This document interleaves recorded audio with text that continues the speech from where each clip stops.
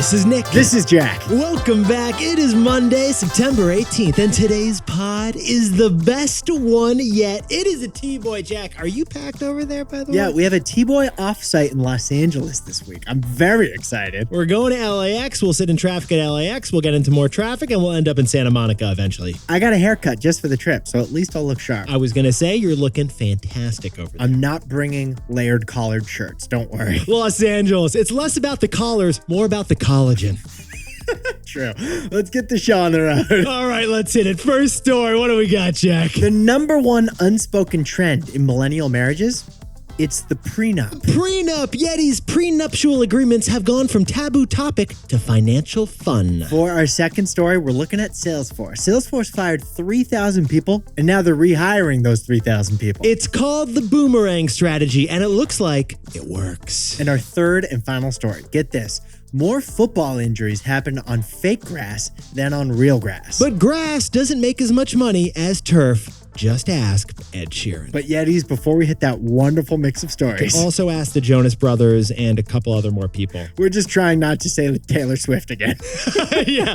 A wonderful mix of stories. I can't wait to see a beautiful mix to start the week. Yetis, we are in the heat of PSL season right now. Oh, September. It is the heart of the pumpkin spice. But Nick and I discovered that we may be facing a pumpkin spice backlash. Jack and I discovered that we may have hit peak pumpkin spice. Yeah. Because according to an Ipsos poll, only 1 out of 5 Americans even drinks pumpkin spice. And according to that same poll, 46% of the United States has never even tried a pumpkin spice latte. And they don't even want to either. We're not even rounding up on this thing. What we're discovering is pumpkin spice fatigue. There's a backlash against pumpkin spice lattes. And guess what that poll said, Nick, which I find really interesting. This was really interesting. Northeasterners are most likely to hate pumpkin spice flavors. So PSL stock is going down.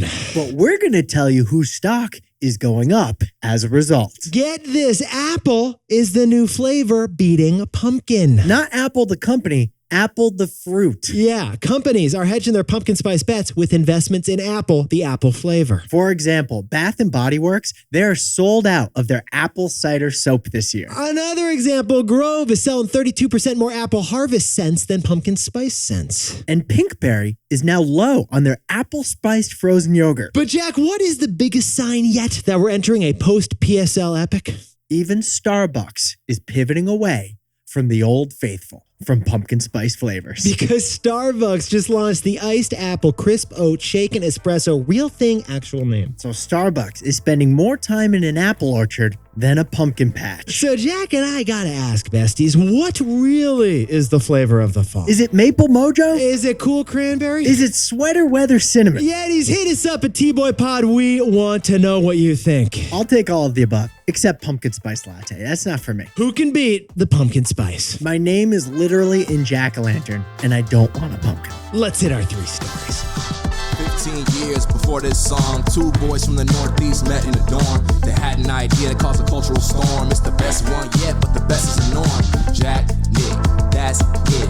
I don't even think they need to practice. 50%, that's a fat tip. T-Boy City on your at-list. If you know, cause we ready to go. We can't wait no more, so just start the show. Start the show. For our first story, the unspoken new wedding trend that no one is talking about right now, it's the prenup. The prenup is trending. Millennials are causing a pop in prenuptial agreements, and we found 3 reasons why. But Yetis, before Jack and I jump into this story, trigger warning. If you just got engaged to a sugar mama, you might want to switch the pod to something else. Pause the pod. You're not going to like the rest of this story. Because besties and Yetis, we need to talk about the prenup. Yes, we do. The prenup, the most controversial contract in all of love. But before we get to the story, let's flip open the glossary here. A prenuptial agreement is a contract. An agreement. Before the marriage. Nuptials. Prenuptial agreements determine the financial conditions of a divorce. If there's no prenuptial agreement, then that judge is going to rule 50-50 in the case of a divorce over all those assets. If there is a prenup, then the situation will probably go back to like the pre-wedding situation. for both sides. Now, Yetis, Jack and I should sprinkle on some context here because historically, the prenup was an offensive concept. Yeah, the prenup means you're putting money over romance. It means you're putting finances before forever. Yeah, remember George Costanza? He tried to break up with a woman by proposing a prenup, and she laughed in his face. He literally used a prenup as a weapon to get out of a relationship. That's how tough it is. Needless to say, it didn't work for George. Good luck, Susan. Another historical element of the prenup is that they were only for couples with a major wealth imbalance between the two. When a celebrity marries a normie, she doesn't want to lose her whole fortune in a breakup, so she has him sign a prenup. Again, that's what we think about the prenup when we get it in our heads. But here's the news. Millennials have officially embraced the prenup. Millennials have normalized the prenup. The prenup is the new wedding trend nobody's talking about. Yeah, it's like a photo booth. Or a donut wall. They're at every wedding and you didn't realize it. Get this, Yetis. According to one survey in 2010, only 3% of couples got prenups. But another survey last year by the Harris Poll showed that percentage is up to 15%. 15% of couples now get prenups. Say yes to the dress and then say yes to the prenup, Jack. Actually say, my lawyer's going to have to see this before I say yes. So, Yetis, Jack and I got curious about this story. We jumped in T-Boy style and we discovered 3 reasons why millennials love prenups. 3 reasons that our generation is popping the question on paper before at the altar. 3 reasons why you get down on one knee and ask, sign here and here and initial here, and I'm just going to need your John Hancock on page 12. The first reason, it's just realism. Because our generation grew up seeing a lot of divorce all around us. So it's naive to think that all marriages last forever. The number one reason for divorce is money, and millennials don't want to repeat that mistake. No, they don't. Which leads to the second reason for the jump in prenups, the delayed wedding. Millennials are marrying later than previous generations, so they have more assets of their own by the time they get married. With more money at stake for men and women, you're more likely to get a prenup. And the third reason we think there's a prenup trending right now, it's that we've all misunderstood the prenup. The third reason, it's our takeaway. Jack, let's lawyer up and hit that takeaway. So, Jack, what's the takeaway for our buddies who are everyone getting married? It's time to redefine the prenup. Yetis, full disclosure here. This is Nick, that's Jack, and neither one of us actually has a prenup. Yeah, I didn't sign a prenup. But we do have friends with prenups, and not all of them had prenups because of a wealth imbalance. We think the prenup has been misunderstood. It's been defined by an old, outdated reputation. So, besties, here's the new way to think about the prenup. The prenup is an open conversation about all your finances. The prenup is hoping for the best, but having a plan if the worst should happen. The prenup is having an awareness and an agreement about what each brings to the table, which is their assets, and what each owes, which is their debts. Marriage is the biggest legally binding contract of your life. The finances should be clear. And divorce is the biggest legal change of your life. You don't want it to be messy should it happen. So, Yetis, we're not endorsing the prenup and we're not judging it. We're just saying that what a prenup means today is different than what it's meant in the past. So it's time to redefine the prenup. For our second story, Salesforce is hiring 3,000 boomerang workers. That's right, boomerang workers. We'll get to the boomerang in a second, but they're doing it because Salesforce has discovered the biggest hidden cost in business. Yeah, it is Salesforce. Salesforce needs a Salesforce. Literally. That's the news from Salesforce's CEO, Mark Benioff, last week at his Dreamforce conference. Salesforce, it is the biggest employer in all of San Francisco. The Salesforce Tower is the tallest tower west of the Mississippi River. And this $200 billion customer relationship company sells software used by salespeople across all industries to sell stuff. That's pretty straightforward, their mission. Sell. The name is the business. And the stock is up 60% this year. But Benioff wants to supercharge growth of his company and their software sales. The plan for Salesforce to grow faster is hire 3,300 people as soon as possible. Now, the reason that's a shocking plan, he just laid off 8,000 people earlier this year. Just make sure I got the numbers straight here, Jack. Salesforce just fired 8,000 people, and now they want to hire 3,000 people? Sounds like Mark Benioff has some regrets. And it shows how quickly the economic mood has flipped from gloomy to rosy. 6 months ago, Benioff wanted less Salesforce. Now he needs more Salesforce. But here's the funny thing, Yetis. You know who exactly Salesforce is targeting with this big new hire?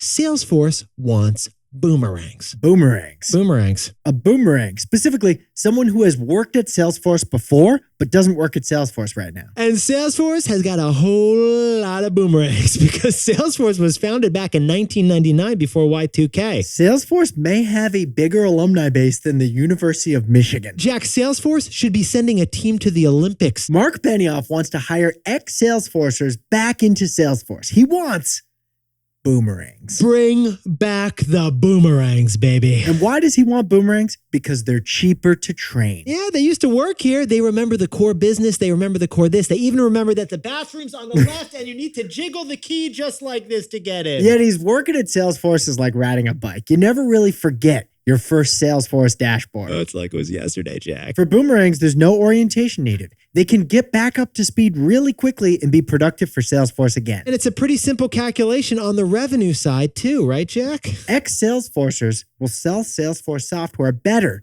than a newbie who's just learning the ropes. She sells seashells on the seashore there. I know.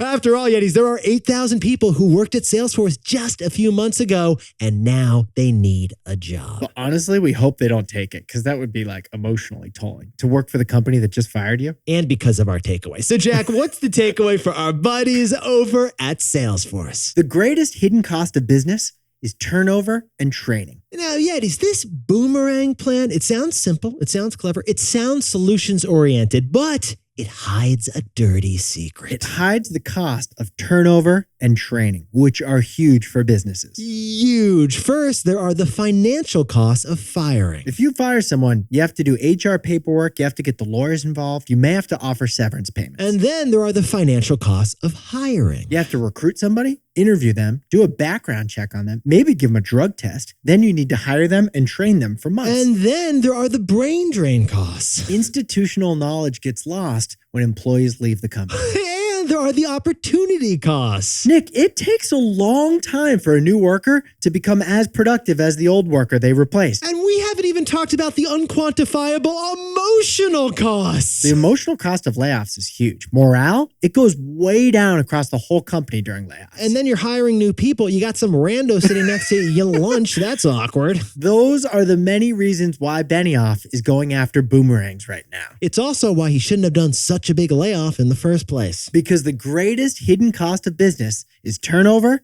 and training. And now a word from our sponsor, Athletic Greens. Yetis, we got a business trip this week in California. We packed the toothbrush, the phone chargers, and the microphones. And 5 travel packs of our go-to daily nutritional supplement, AG1. Yeah, because Jack and I are going to be drinking 1 bottle of AG1 each morning from the hotel this week in LA. AG1 is perfect for when you're traveling, because you need that immune support when you're sucking in used airplane air. And it's perfect for business travel, because you need that energy boost for all the meetings all day. And it's perfect for LA, because AG1 supports your gut health and your glowing skin. And you are glowing right now, Jack. Yeti's AG1 has 75 high-quality vitamins, probiotics, and whole food-sourced ingredients in one tasty scoop. You mix 1 scoop into a glass of water, you're ready for that business meeting with Gwyneth Paltrow. Actually, you're going to look like Gwyneth Paltrow. If you're looking for a simple and effective investment in your health, try AG1 now. You're going to get 5 free AG1 travel packs and a free 1-year supply of vitamin D with your first purchase. Go to drinkag1.com/tboy today. That's drinkag1.com/TBOY. Check it out. For our third and final story, the biggest injury of the NFL season was bad news for artificial turf, but it was great news for grass. But Nick and I are going to tell you why NFL stadiums are sticking with artificial turf anyway. Jack, let's go back to last week. In the very first drive of the very first quarter of the very first football game of the year, the entire Jets season was over. The quarterback, Aaron Rodgers, who was supposed to be the Jets' savior, tore his Achilles, and he's out for the whole year. Now, Yetis, when a 4-time MVP quarterback gets hurt, the people, they look for a scapegoat. New York fans, they look for a scapegoat. And this time, they didn't blame the Patriots or Bill Belichick. And they didn't blame any other NFL team either, or the Bills who they were playing against. They didn't even blame Rodgers for microdosing on mushrooms before the game. Jets fans blamed artificial turf. They blamed the turf. They blamed the very ground that the game was being played on. They blamed the leaves of artificial grass that grabbed Rodgers' foot and didn't let it slide out and instead ripped his Achilles. Yeah, including the little rubber bubbles that are in there that get in everyone's socks after the game. And this is actually part of a greater movement. The NFL Players Association wants to make all 32 NFL teams go au natural. They want the entire football league to grab some fertilizer and plant some grass on those fields. They want to ban artificial turf in the NFL. Now, Yetis, Jack and I got curious about this, so we jumped in T-Boy style to the data because we had some questions. Is turf really worse than grass in terms of injuries? Is turf actually tougher than grass when it comes to playing on? I played 4 years at Middlebury College.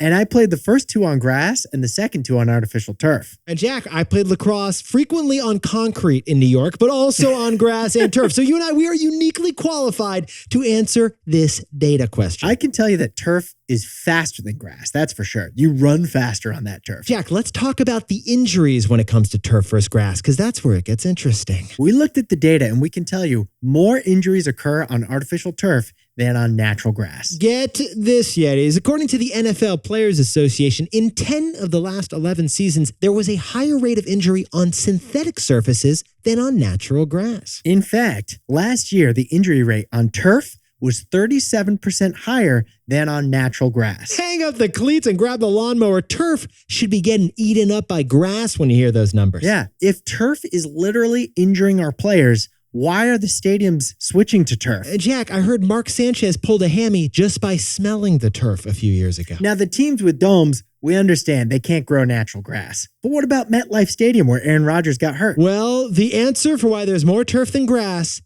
is business. So, Jack, what's the takeaway for our buddies holding the cowskin? The real reason stadiums have artificial turf is concerts. Now, Yetis, we know what you're thinking over there. Turf, it's cheaper to maintain than grass, no lawnmower, no water. That's the reason why they're not using grass. That's true. Stadiums save money by using turf. But the real reason stadiums love turf is concerts. Guess what you can do with turf that's really hard to do on grass? Put up a huge stage for Taylor Swift to put on an epic concert. NFL teams, they know they can sell more tickets to Beyonce than to a Buffalo Bills fan. Nick and I jumped in T-Boy style. MetLife Stadium in New Jersey hosts the most football games of any stadium because they have 2 teams that play there, the Giants and the Jets. That stadium will host 17 football games this year, but it will also host 22 concerts. That means they have higher ticket sales for concerts than they do for NFL games. So, besties, the real reason why they don't want to use grass in the NFL, it's because turf brings the Eras Tour to town. The real reason stadiums prefer artificial turf is concerts. It's the concerts. They tell Taylor Swift to break a leg, and then they literally break a leg. Jack, can you whip up the takeaways for us to kick off the week? Millennials are normalizing prenuptial agreements. 15% of couples last year had one. Yetis, that's why it's time to redefine the prenup. For our second story, Salesforce is hiring 3,000 new salespeople targeting boomerang workers. Boomerangs reveal the biggest hidden cost in business: turnover and training. And our third and final story is the NFL. It's under pressure to go all natural grass, but they won't do it. The real reason stadiums prefer turf, it's not the lawn mowing costs, it's the concerts. But Yetis, this pod's not over yet. Here's what else you need to know today. First, on Friday, like we worried about, the auto workers walked off the job at 3 car-making plants, one of Ford's, one of GM's, and one of Chrysler's. The 150,000 worker auto union plans to walk off even more factories as the strike continues. And second, this is weird, Planet Fitness's legendary CEO of 10 years suddenly, disappeared. He is gone from the company and no one knows what's going on. He was fired by the board, and the stock plummeted by 15% because we don't know why. And finally, we just got the numbers. Mattel just announced that Barbie's toy sales jumped 25% since the movie debuted. That's not just a movie ROI. No, it is not. That's a positive investment. And that's a real auditing term. Now, time for the best fact yet. This one sent in by Melanie Brooke from lovely Portland, Oregon. Do you know, Nick, this is a trivia question, which U.S. state contains the most lakes? I mean, Jack, we are license plate guys. I'm going with the license plate thing here. You know, Minnesota, home to 1,000 lakes, right? They literally have a butter company called Land of Lakes in Minnesota. There is more lakes than there is land in that land. But the answer is not Minnesota. It's actually Alaska. Alaska. There are 3,000 named lakes in Alaska, and that's not even the shocking part. Get this. There's 3 million unnamed lakes. That's just scary, Jack. Alaska should sell the naming rights to these lakes. Apparently, Alaska accounts for almost half of the United States surface water. That's because Alaska is bigger in terms of land than the next 3 biggest states combined. Yetis, if you're thirsty, don't eat a watermelon. Just go to Alaska. It's roomy. Yetis, you look fantastic to kick off the week, but Jack and I want to know, what is the flavor of fall that could unseat pumpkin spice? If it's not pumpkin spiced, what is it? Maple mojo, cool cranberry, maybe a type of squash. What could it be? Let us know. Nick and I will see you tomorrow.